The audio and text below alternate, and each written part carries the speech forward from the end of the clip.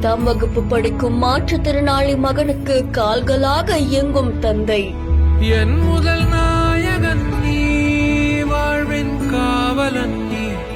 தேர்வு மையத்துக்கே தூக்கிட்டு போய் தேர்வு எழுத வச்சது பலரையும் நிகழ்ச்சியில ஆழ்த்திருக்கு. எல்லாம் நீயே நின்று தாங்கினாய். நடைவண்டியாகும் விரல் எங்கே, என் வழி துணையாக வேண்டுமே.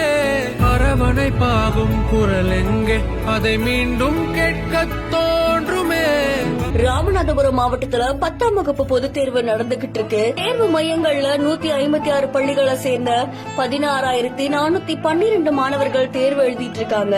இந்த நிலையில ராமநாதபுரம் மாவட்டம் தேவிப்பட்டினத்தை சேர்ந்த ரகுபதி அப்படின்றவருடைய மகனான கிருத்திக்ராஜ் அப்படின்றவருக்கு 2 கால்களும் இழந்து மாற்றுத்திறனாளியா இருக்காங்க. 10ஆம் வகுப்பு படிச்சுட்டு போறாங்க. இவர் பொதுத் தேர்வை எழுதணும் அப்படின்றதுக்காக தன்னுடைய மகனை அவருடைய தந்தை என்ன பண்ணிருக்காங்கன்னா தேர்வு மையத்துக்கு தூக்கிட்டு போயிருக்காங்க. இருசக்கர வாகனம் மூலியமா தேர்வு மையத்துக்கு கூட்டிட்டு போய் அங்க தன்னுடைய தோல்ல சுமந்துகிட்டு தேர்வு மையத்துல உட்கார வச்சிருக்காங்க. அதை தொடர்ந்து தேர்வு முடிஞ்சதுக்கு அப்புறமா மறுபடியும் அவரை தூக்கிட்டு போயிருக்காங்க. இந்த காட்சிகள் காண்போரை கண் கலங்க செஞ்சிருக்கு.